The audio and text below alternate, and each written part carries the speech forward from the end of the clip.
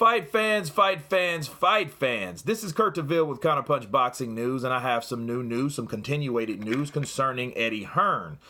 I just did a video about Dillian Whyte and Oscar Rivas being the mandated interim fighter, mandated to fight for the WBC heavyweight champion of the world, held by Deontay Wilder. Now, the question was, what will the WBC do if Dillian Whyte gets past Oscar Rivas and Deontay Wilder beats Luis Ortiz, which is his voluntary?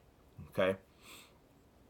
Well, we don't know what they're going to do, but we do know what Eddie Hearn has said. Eddie Hearn has came to the limelight and made his last statement about the WBC.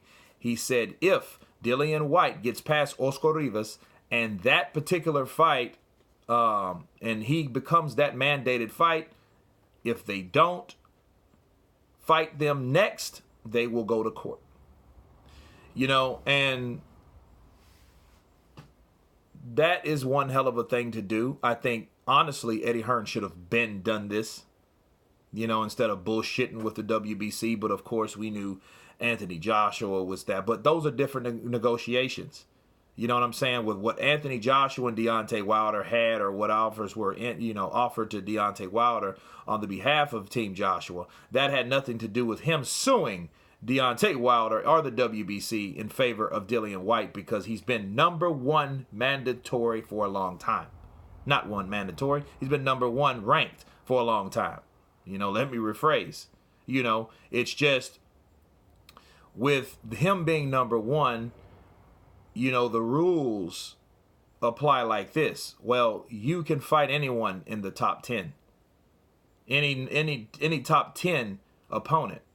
So they chose Dominic Brazil. You know, and they made that out of whatever reason. They made whoever the winner out of, I think, Molina and Brazil. And Dominic Brazil was the victor, so they made him mandatory.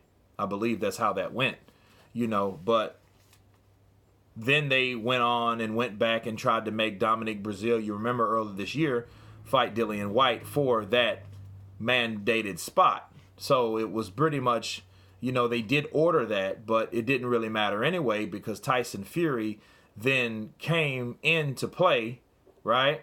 Or really left the negotiations and went to ESPN. And then Deontay Wilder was without a dancing partner. So Dominic Brazil took that fight because he knew he was in the next line, because he was that mandatory guy. Now, people scrutinize and criticize the WBC for him being that way anyway. That's the question you have to ask. How legitimate was that on them making Dominic Brazil the mandatory? You know, that ship has sailed, but he should have done that. He should have done that last year, you know, when Dominic Brazil was mandatory and people couldn't figure out why. Well, why is he mandatory? So, you know, but I think Eddie Hearn, what has sparked Eddie Hearn is because he knows now Anthony Joshua and Deontay Wilder seems far-fetched at this point, so he might as well focus on his other fighters in his stable, and that makes sense. But he should have been doing that anyway. We've known that Deontay Wilder has frozen out Dillian Whyte. We know he's turned down $6, $7, $8 million to fight Dillian Whyte. You know what I mean? And it's just one of them situations where you have guys that don't get along and don't really communicate because they don't get along. You're going to have these type of things. You know, Deontay Wilder knew he is in a good position, right? He's regarded, he's the champion at WBC. He holds that last piece of the puzzle. And he still only holds that last belt. Regardless of how fans of Wilder think, he only has one belt. He does not have the rest. Andy Ruiz has the rest. You know? So he has his position, but he knew that he can unify, or he can find other fighters that are worth a while, like Tyson Fury, that can generate him that type of exposure to get where he needs to be. So fighting someone like Dillian Whyte is a risk. It is. You know, now imagine Dillian Whyte going in there fighting Deontay Wilder and knocking him out and stopping him. Do you know what will happen to Dillian Whyte's profile? Right? It would skyrocket. Dillian Whyte's already that guy. He's smart. He's his own manager. You know what I'm saying? And he goes on a fight-by-fight basis with Matchroom. So what'll happen, Matchroom, that'll make Matchroom rise because he's signed to Matchroom as of now. And what would that do for Al Heyman? What would that do for the PBC? You know, if that happened. You know, but knowing Al Heyman, Dillian Whyte won't get a clear shot at him unless he signs a contract with PBC to fight on PBC pay-per-view. That's the only thing, or they can join it with Matchroom, you know, and fight in the UK, which they probably won't do. Dillian Whyte would more than likely have to come over here, which is understandable. Joshua came over here, so why not Dillian Whyte? You know, Dillian Whyte came over here to weigh his options once upon a time, so why not fight over here when you have the opportunity to fight the guy you've been wanting to fight for the longest now? So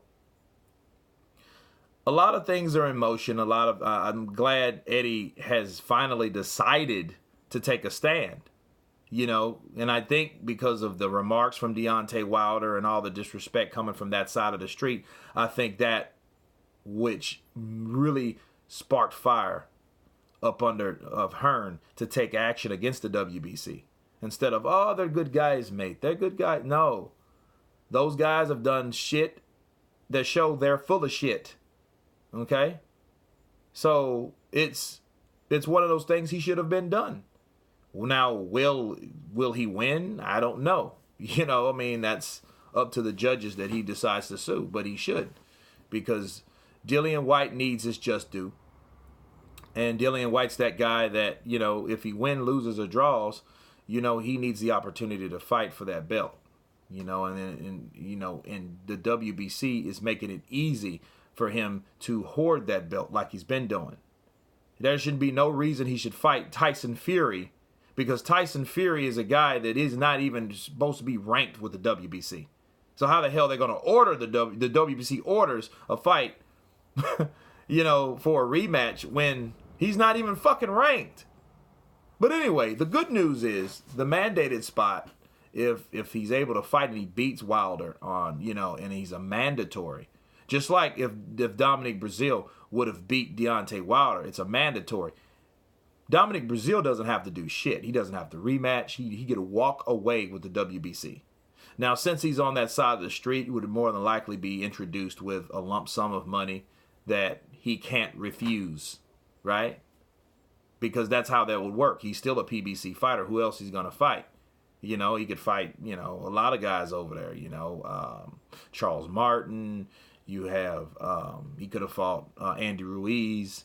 You know, that would have been a pretty interesting fight. A big, slow, tough guy versus a short, fast guy, you know.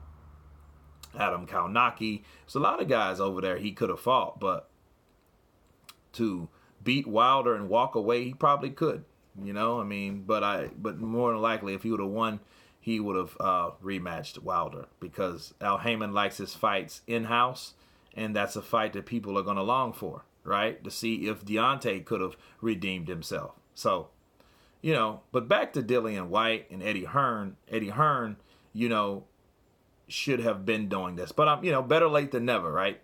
So we'll see how that pans out. We'll see what they intend to do. But, you know, Eddie Hearn, he just needs to start saying, fuck it.